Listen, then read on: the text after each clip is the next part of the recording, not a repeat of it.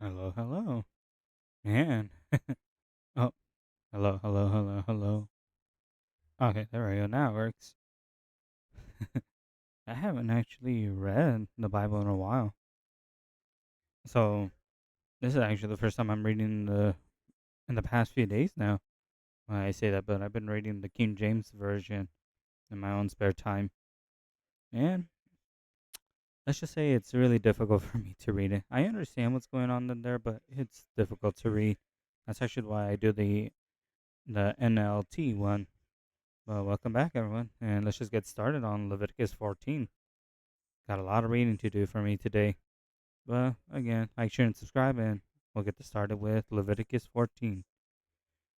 And the Lord said to Moses, the following instructions are for those who seek ceremonial purification from a skin disease. Those who have been healed must be brought to the priest, who will examine them at the place outside the camp. If the priest finds that someone has been healed from a serious skin disease, he will perform a purification ceremony using two live birds that are ceremonial clean, a stick of cinder, and some scarlet yarn, and a hospit branch brunch. I don't know why I'm hungry right now. The priest will order that one bird will be slaughtered over a clay pot filled with fresh water.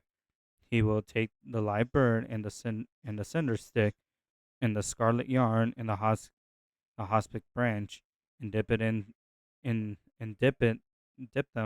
into the blood of the bird that was slaughtered over the fresh water.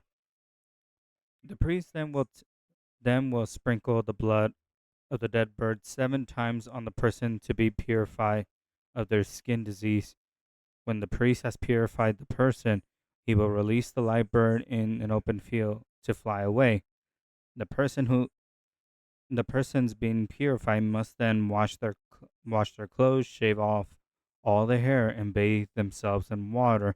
Then they will be ceremonially clean, and they may return to camp. However, they must remain outside of the tents for 7 days. On the seventh day, they must again shave off all their hair from their heads, including their hair on their beard and their eyebrows. They must also wash their clothes and bathe themselves in water. Then they will become ceremonially clean.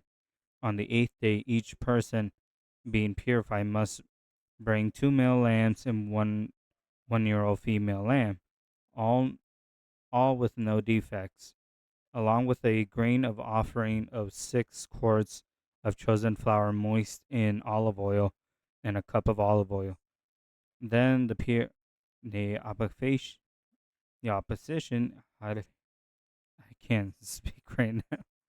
I actually just saw a TikTok right now where it's like how it is reading the Bible, and I understand now. Then the officiation priest, I think that's how you say it, will present that person for purification along with offerings before the Lord at the entrance of the tabernacle. The priest will take one of the male lambs and with the olive oil and present them as a guilt offering, lifting them as a special offering for the Lord. He will then slaughter the male in the sacred area where sin offerings and burnt offerings are slaughtered. As with the sin offering, the guilt offering belongs to the priest. It is most holy offering.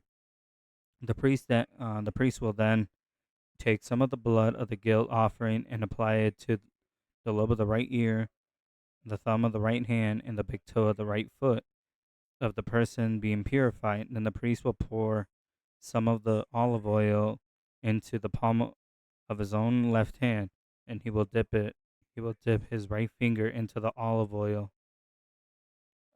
into in his hand, and sprinkle some of it with his finger 7 times before the Lord. The priest will then apply some of the oil in his palm over the hand from the guilt offering, that is the lobe of the right ear and the thumb of the right hand and the big toe of the right foot, and the person being purified. And the person is being purified. The priest will apply the oil remaining in his hands to the head of the person being purified. Through this process, the priest will purify the person before the Lord. Then the priest must present the sin offering to purify the person who was cured of the skin disease. After that, the priest will slaughter the burnt offering and offer it to an altar along with the grain offering. Through this process, the priest will purify the person who was healed, and the person will be ceremonially clean. Anyone, but anyone who is too poor and cannot afford these offerings may bring one lamb of guilt offering to be lifted as a special offering for purification. The person must also bring 2 quarts of chosen flour moist in olive oil for the grain offering and a cup of olive oil. Oh, in the King James it was a log, which that's a lot of olive oil for a log of oil. Huh. This offering must also include 2 turtle doves and 2 pigeon doves, which the person can afford. One of the pair must be used in the sin offering, and the other a burnt offering. On the 8th day of the purification ceremony, the person the person being purified must bring the offering to the priest in the Lord's presence and at the entrance of the tabernacle. The priest will take the lamb for a guilt offering along with the olive oil and lift them as a special offering to the Lord. Then the priest will slaughter the lamb for a guilt offering, and he will take some of its blood and apply it to the lobe of the right ear, the thumb of the right hand, and the big toe of the right foot of a person being purified. The priest will also pour some of the olive oil into the palm of his own left hand, and he will dip his right finger into the olive oil in his palm and sprinkle some of it 7 times before the Lord. The priest will also apply some of the oil in the in his palm over the blood from the guilt offering that is on the lobe of the right ear and the thumb of the right hand and the big toe of the right foot of the person being purified. The priest will apply the oil remaining on his hand on the head of the person being purified. Through this process, the priest will purify the person before the Lord. Then the priest will offer 2 turtle doves or 2 young pigeons, whichever the person can afford. One of them is for a sin offering, and the other is for a burnt offering to be presented along with a grain offering. Through this process, the priest will purify the person before the Lord. These are the instructions for purification for those who have recovered from a serious skin disease but cannot afford to bring offerings normal required for the ceremony of purification. Then the Lord said to Moses and Aaron, "When you arrive in Canaan, the land that I have given to your own possession, I will I may contaminate some of the houses in the land with mildew. I'll contaminate it." My mistake. The owner of such a house must go to the priest and say, "It appears that the house has some kind of mildew." Before the priest goes and inspects the house, he must he must have a house empty so nothing inside will be pronounced ceremonially unclean. Then the priest will go and examine the mildew on the walls, and if he finds a greenish reddish streaks and the containment appears to go deeper than the wall surface, the priest will step out at the door and put the house in quarantine for 7 days. On the seventh day, the priest must return for another inspection. If he finds that the mildew on the walls of the house has spread, the priest must order that the stones of the areas be removed, and the containment material will be taken outside the town to an area designed as a ceremonially unclean. Next, the inside walls of the entire house must be scalped thoroughly, and the scalpings dumped into unclean place outside the town. The other stones must be brought into a place, the ones that were removed, and the walls that were replastered. But if the mildew reappears all after the stones have been replaced and the house have been scraped or scraped and replastered, The priest must return and inspect the house again. If he finds that the mildew has spread, the walls are clearly contaminated with a serious mildew, and the house is defiled. It must be torn down, and all its stones and timber and plaster must be carried away out of town in a place designed for ceremonially unclean. Those who enter the house during the period of quarantine will be ceremonially unclean till evening, and those who sleep or eat in the house must wash their clothes. But if the priest returns for his inspection and finds that the mildew has not reappeared in the house after a fresh plaster, he will pronounce it clean, because the mildew is clearly gone. To purify the house, the priest must take 2 birds and a stick of cinder, some scarlet yarn, and hospic branch. He will slaughter one of the birds over a clay pot and fill it with fresh water. Well, filled with fresh water. He will take the cinder stick and the hospic branch and the scarlet yarn, and the live bird, and dip it into the blood of the slaughtered bird into the fresh water. And then he will sprinkle the house 7 times. When the priest has purified the house exactly this way, he will release the live bird to an open field inside the town. Through this process, the priest purified the house, and it will be ceremonially clean. These are the instructions for dealing with serious skin disease, including scaby sores and mildew, weathering, weathering on the clothes or in the house, and swollen on the skin and rash and discolored skin. This procedure, this produce will determine whether the person or the object is ceremonially clean or unclean. These are the instructions regarding skin disease in mildew and mildew. Oh, and oh, the Lord said to Moses and Aaron, "Give these following instructions to the people of Israel. Any man who has bodily discharge is ceremonially unclean. This defilement is caused by his discharge.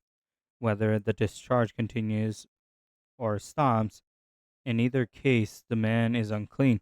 Any bed on which the man with the discharge lies and any on which he sits will be ceremonially unclean.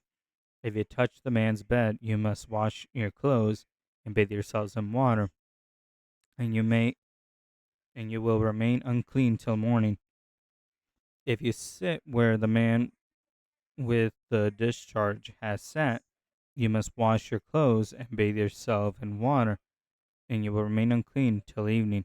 If you touch the man with the discharge, you must wash your clothes and bathe yourself in water, and you will remain unclean till evening. Oh, okay. Because in the James version, it just says a man with issue. Never actually I never actually thought about a discharge. Hmm. If the man spits on you, you must wash your clothes and bathe yourself in water, and you will remain unclean till evening. Any saddle blanket on which the man rides will be ceremonially unclean. If you touch anything under the man, you will be unclean till evening. You must wash your clothes and bathe yourself in water, and you will remain unclean till evening. If the man touches you without first raising his hands, you must wash your clothes and bathe yourself in water, and you remain unclean till evening. Any clay pot that the man touches must be broken with any wood, and any wood utensils he touches must be risen with water. When the man with discharge is healed, he must he must count off 7 days for a purification. Then he must wash his clothes and bathe himself in fresh water, and he will be ceremonially clean. On the 8th day, he must get 2 turtle doves and 2 young pigeons, and come before the Lord at the entrance of the tabernacle and give his offerings to the priest. The priest will offer 1 bird for the sin offering and the other for the burnt offering. Through this process, the priest will purify the man before the Lord for his discharge. Whenever the man has an emission of semen, he must bathe himself his entire body in water, and he will remain unceremonially unclean till evening. Any of the clothes or leather with semen on it must be washed with water and will remain unclean till evening. After a man and a woman had a sexual intercourse, they must each bathe in water, and they will remain unclean till the next evening. Whenever a woman has her menstrual period, she will be ceremonially unclean for 7 days. Anyone who touches her during that time will be unclean till evening. Anything on which the woman lies, anything on which the woman lies or sits during this time of her period will be unclean. If any of you touch her bed, she must wash her clothes and bathe herself in water and will remain unclean till evening. If you touch any object she sat on, you must wash your clothes and bathe yourself in water, or you will remain unclean until evening. This includes her bed or any other object she has sat on, and it will be unclean till the evening if you touch it. If a man had sexual intercourse with her and her blood touches him, her menstrual impurity will be transmitted to him, and he will remain unclean for 7 days, and any bed on which he lies will be unclean. If the woman flow has a flow of blood for many days, that will be unrelated to the menstrual cycle, or if the blood continues beyond the normal period, she will be ceremonially unclean. During the during her menstrual period, the woman will be unclean as long as the discharge continues. Any bed she lies on or any object she sits on during this time will be unclean, just as during her normal menstrual period. If anything, and if any of you touch these things, you must be ceremonially unclean. You must wash your clothes and bathe yourself in water, and you will remain unclean till evening. When the woman bleeds, when the woman bleeding stops, she must count off 7 days. Then she will be ceremonially clean. On the eighth day, she must bring 2 turtle doves and 2 young pigeons, and present them to the priest of the tabernacle.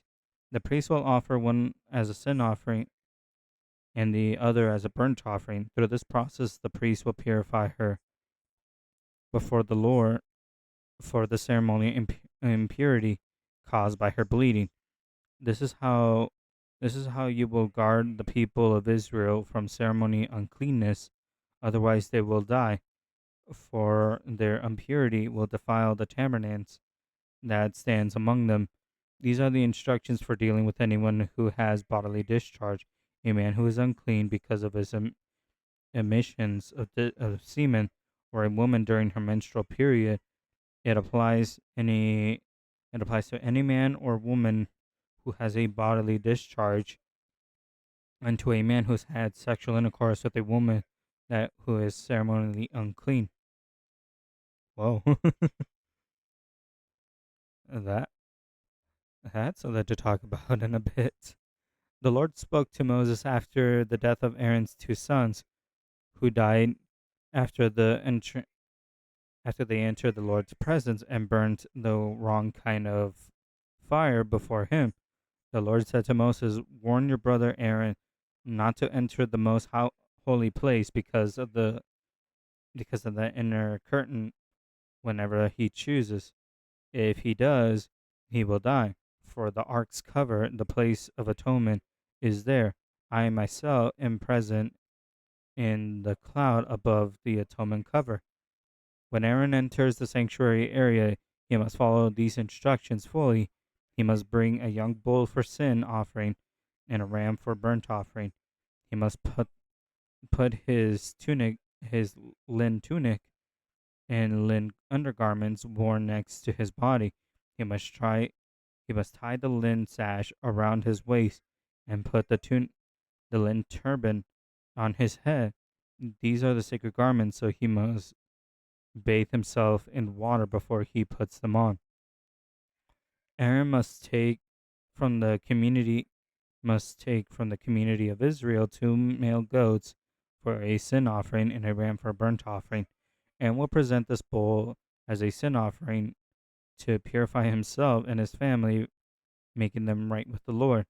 Then he must take the 2 goat males and present them to the Lord at the entrance of the tabernacle.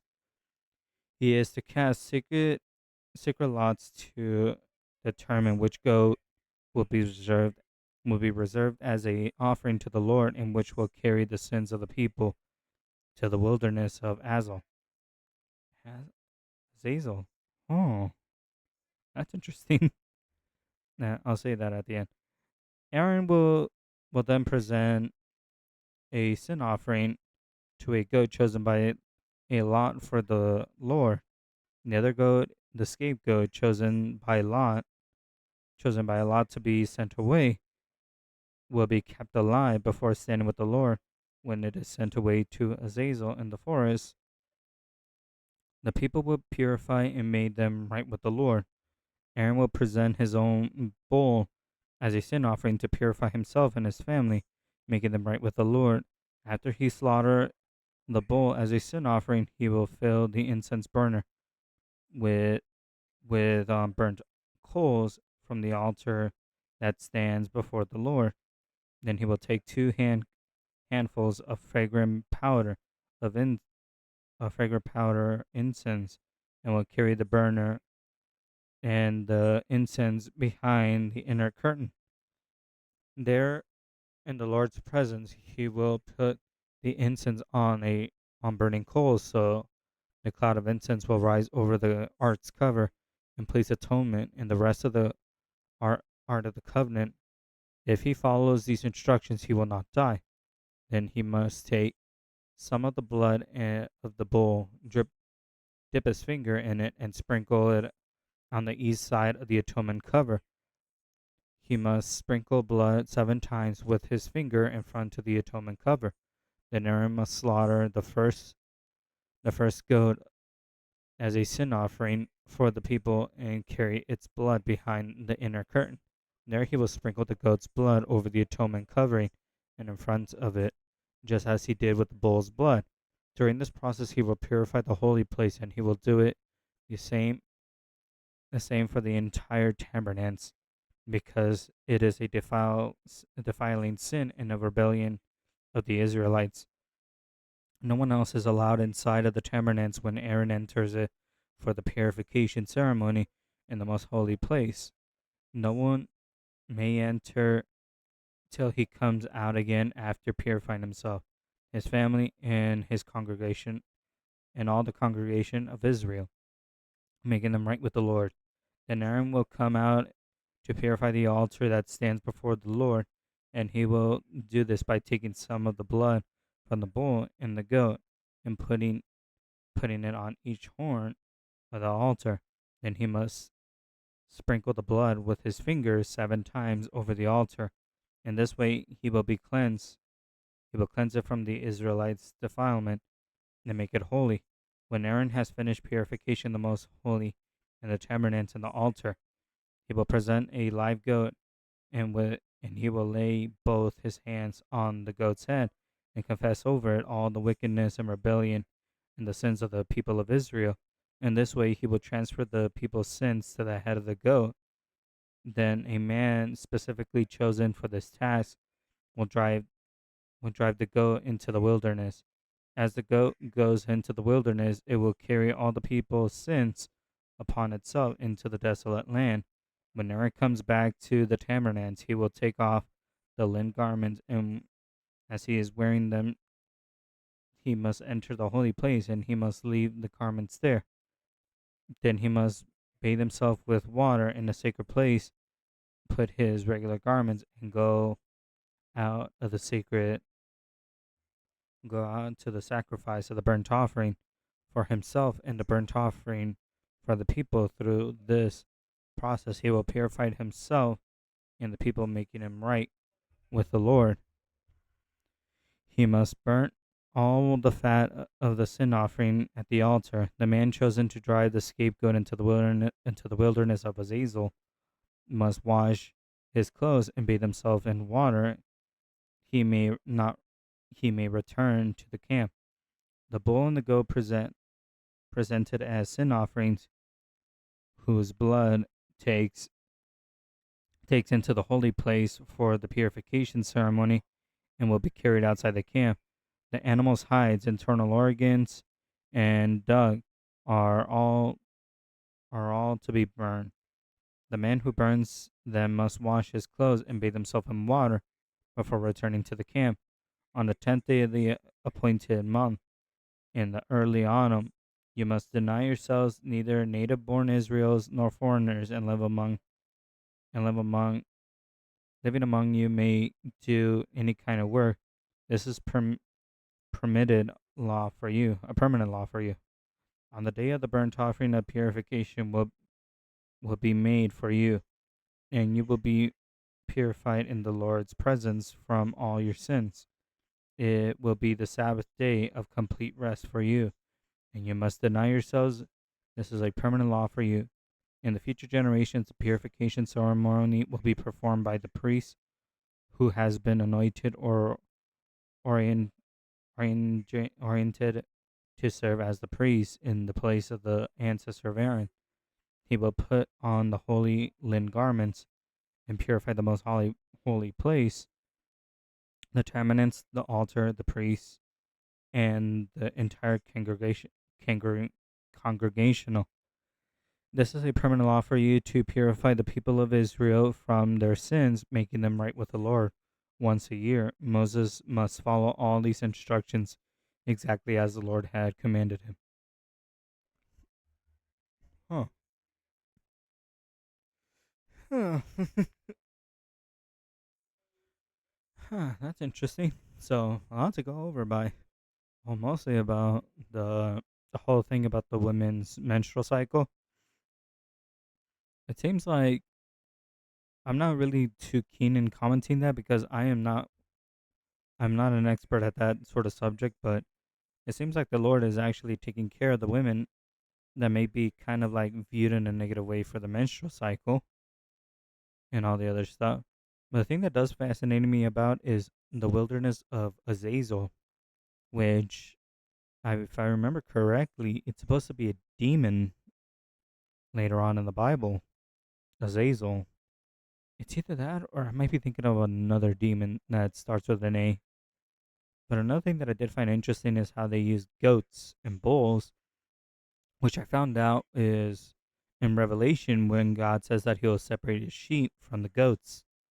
And from what I also found out is that sheep's sheep's are very or sheep, my mistake.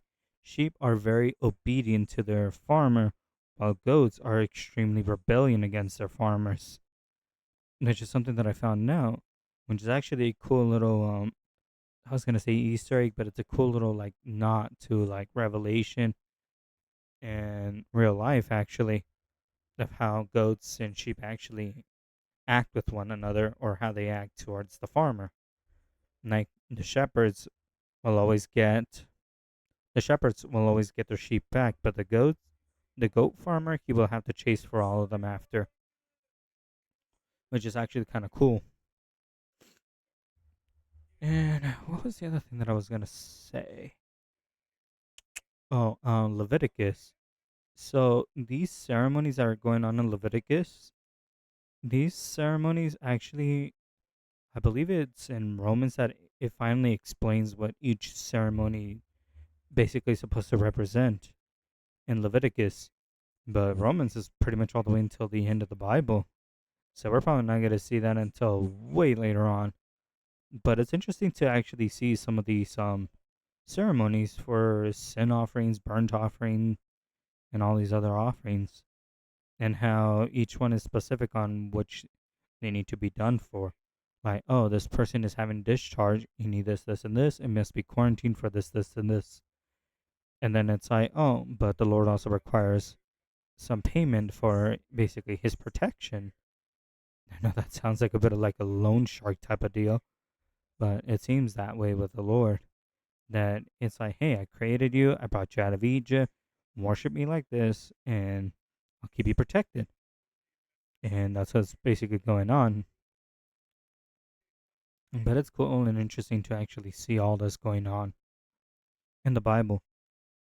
Because for the longest time, I just thought Leviticus was just a whole list of laws. Because that's all I heard about. The Leviticus is just nothing but laws and laws and laws. that the Israelites need to follow to thorough things. But when you actually do read it, it's not just laws, it's ceremonies to actually purify them. I mean, oh, another thing that I never mentioned is the serious skin disease. In the New Living Translation, it doesn't say anything about it says something about skin disease, but my King James Bible right here that I have, if I go to Leviticus, let me move this a little bit. I believe it's right. Where is it? I have, yeah, leprosy. So in the Bible, it actually says leprosy. Yeah, right here in Leviticus 14:34, when ye be come into the land of Canaan, which I given to you for a possession, I put the plague of leprosy in the house of the land of your possession. Basically, God put a plague of leprosy in the houses of all the people that live in Canaan. So yeah, leprosy is actually the serious skin disease that's in the homes, which I'm not sure why it doesn't say in the New Living Translation that it's actually leprosy that's the serious skin disease. And if you've never heard about it, I believe later on in Kings, First Kings, I believe it talks about King Bolman. He's the one that actually has leprosy, and he's basically talked about it in First Kings, or I might be thinking Second Kings. But he's gonna be in either one of them. But other than that, I'll leave you up for today because I don't want to keep you guys here for too long because I could rant a lot going on to what's gonna happen later on. Also, we're pretty much 10 chapters away from finishing Leviticus. I'll see you all on the next video. See y'all.